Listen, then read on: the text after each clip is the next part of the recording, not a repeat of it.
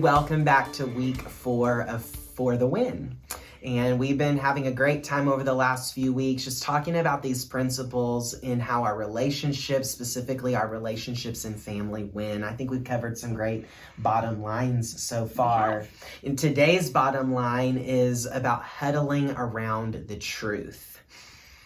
So, it kind of reminds me, as I was kind of thinking about what is, the truth. And I was instantly thought of the game that we play a lot of times with, especially older kids and our preteens or maybe even our youth. It's called Two Truths and a Lie. And it's kind of an icebreaker thing. And, I always play two because I think it's kind of fun, and that's kind of scary that I think two truths and a lie is kind of fun. But as you play the game, you have to say two things about yourself that is true, maybe something you've done or just something about you, and then you have to put a lie. And as I was thinking through that, I was thinking that's so fun and easy, and it reminds me of how easy it can be in our human nature to just not maybe be truthful all the time, or maybe deceiving. That can be easier sometimes than telling the truth. And that I kind of felt bad about being so competitive and always wanting to try to trick people on that Lori game. Is very competitive, in case you didn't know that. It's anyway, in the Bradshaw family DNA. It is. But anyway, both to maybe deceive other people as well as to be deceived. Yes. And I think that's so true in our culture today. It's always been true, all the way back to the Garden of Eden. The enemy used deception as his tool, and even kind of presenting half-truths almost to try to lure Eve and Adam into his craft. But we see today in our culture this prevailing idea that there is no absolute truth. And so we hear that in the text that we looked at today in Mission Group of Pilate asking Jesus the question, truth, what is truth, right? And we hear that so much in our culture today, even language like, well, Lori, that's your truth. Yes. But this is my truth. Right. So you just live your truth and I'll live my truth. And by the way, that's all great theoretically until our truths collide. Right. Because truth is unlike an opinion, right? Your truth, my truth, it's not open for debate. The truth is not open for debate. And oftentimes the truth encounters opposition. Absolutely. And so I think even when we're looking through this text, and Jesus was under great opposition as he's on trial, for his life. And so, and the truth is always appropriate, and the truth is what offers us hope. Yeah. In it does. Ultimately, run, you bring up an interesting thing saying truth attracts opposition. Jesus is truth, right? That's what he said. I came to present truth. Literally, he said, I am the truth. And so as he, faced opposition by his nature of being truth and confronting people with truth, that was sometimes uncomfortable.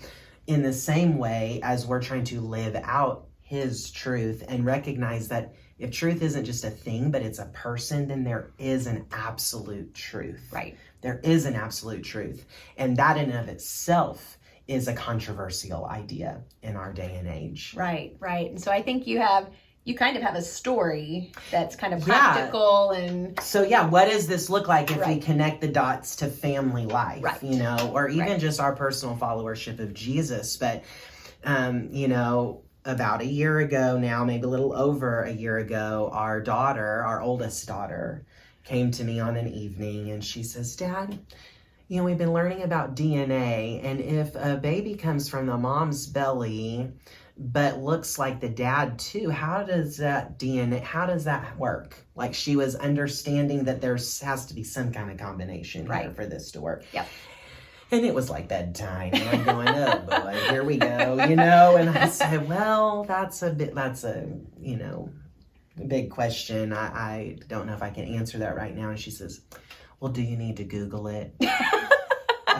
no, we're not going to Google that. We're not going to Google that. Which, by the way, in and of itself is telling of our day and age, right? That we're going to huddle around something when we're asking these questions. Right. About real life circumstances. And we have more information at our disposal than ever before, right? And isn't it kind of funny? That's the first thing your daughter went to. Right. Do you have to Google it? Right, exactly. Yeah.